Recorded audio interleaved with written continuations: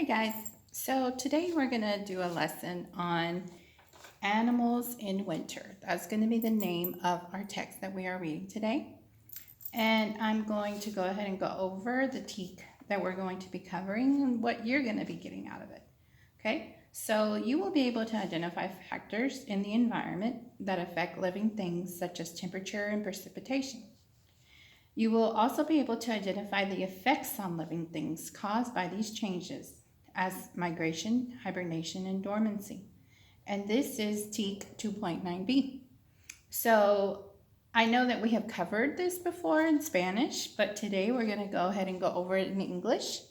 So I know that you probably recognize some of the words, especially migration, hibernation, and dormancy. So this will probably be a little easy for you, especially since you've already covered it in Spanish. So we're going to start off. We're going to leave this here because this is what we're going to be coming back to, just to make sure we're covering what we said we're going to be learning. So in your text, you have it here. What is the first thing we always do when we get a new text? We put a wonder bubble on our title. So we're going to go ahead and put a wonder bubble. And what else do we do with the wonder bubble? We make a prediction. So I want you to go ahead and write a prediction about what you think animals in winter is going to be about. I'm not going to put it on because I've already read it. So I want you to go ahead and put it on there. I'm going to give you just a few minutes to go ahead and write a prediction.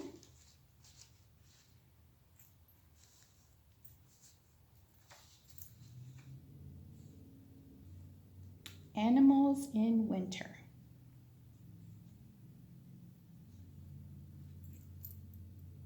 Okay. So some of the predictions that we got in Spanish were what the animals look like in winter. That was a few that we got. We also got a few that said, what winter does to animals. That is one thing that I remember that you guys had put on your Spanish ones. So yes, what do animals do in winter? I know that it's a little bit different because in Spanish it was los animales en el invierno. So we know that animals is a cognate, so animales. So that should, that you can see the similarity in how it is in English and in Spanish, okay? So very good. So once you put your wonder bubble and you put your predictions, we're going to go ahead and put it aside, but we're going to come back to it. So don't let it go away. So what we're going to be doing now is we're going to go ahead, because if you think about winter, what is winter? It's a season. Exactly. Are there other seasons? Yes, there are. We have 4 seasons. We have spring, summer, and autumn, and winter, or fall. Another name for it is fall. So what we're going to do first is we're going to do a bubble map. I know you guys like to do bubble maps. So we're going to do a bubble map. And in the middle, we're going to put seasons. So tell me some changes that seasons causes. What does it do? So we will have snow. We do have snow. What other things affect the seasons? Or what other things do the seasons affect? How we dress. Exactly. How we dress. And do we just have snow? We have rain. Rain. And sleet. Yep, sleet. And so there's very different, we have very different effects. We also have, in the fall, we might have wind. So we know that season, how many seasons again? 4 seasons, right? So we could probably put these all in one big bubble. We could put spring, summer, winter, and autumn. Another name for it? Autumn. Yeah. Is fall. So we also, what other thing do seasons bring? They bring changes. Lots and lots of changes. Very good. So those are many things that we know about seasons, right? Very good. So if we look at the picture here, we can kind of see spring. We see flowers and a butterfly. Oh, we've talked about butterflies. And butterflies do something. Do you remember what that is? They migrate. Very good. They migrate. And in summer here, we have a little picture of a little boy who's at the beach. Is the temperature different then? Yes, it is. It is hot.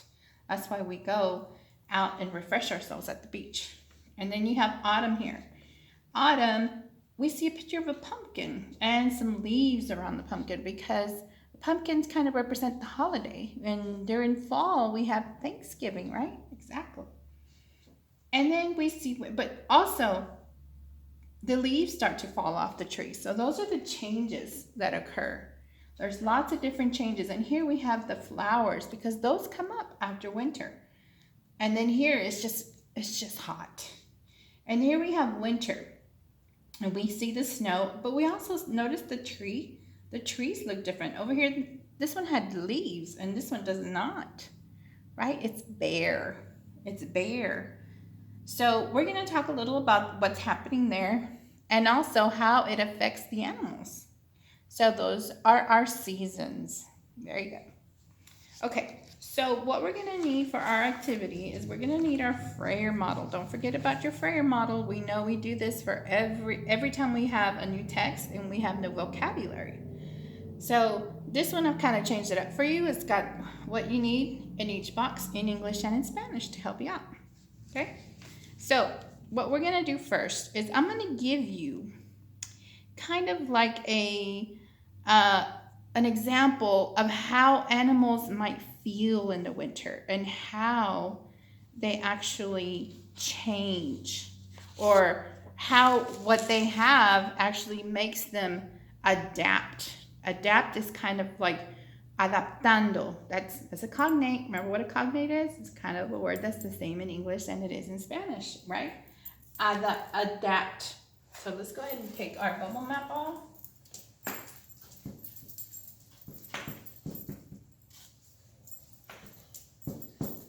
So adapt. And our cognate is adaptar. See how they're almost exactly the same? Okay? So it's kind of like when you become used to something, you adapt to it. Okay? So what I'm going to show you here is an example of how the temperature actually affects the animals. So we're going to do this first, and then I'm going to explain. We're going to go over all the different vocabulary that you're going to be seeing in your new text. So this is a bowl of ice cold water. So what's going to happen if I put my hand in there? Am I going to be able to leave it in there for a very long time? Probably not. So I'm going to go ahead and put my hand in there. 2, 3, 4, 5, 6, 7, 8, 9, 10. Yeah, I can't do anymore. That is really cold. So what I'm going to do is I'm going to put some paper towels around my hands, just like this. So I'm going to wrap my hand around the paper towel. And then we're going to pretend that the paper towel is the fur. And then the fur and the fat, okay? And then we're going to put this like protective coating, which in our case is some pressing seal, some wrap. So we're going to put that on there because actually some animals' fur is very, very different and actually can help them during winter. It helps them adapt. So we're going to pretend that we've got fur and fat. And on our fur, it's some special things. So once we have our hand wrapped up, nice and good with our fur and our fat, we're going to go ahead and put it in the water again. Let's see how long we can keep it in there this time.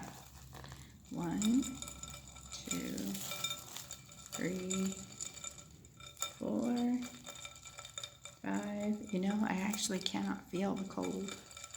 6, 7, 8, 9, 10. You know what? I've got it right here.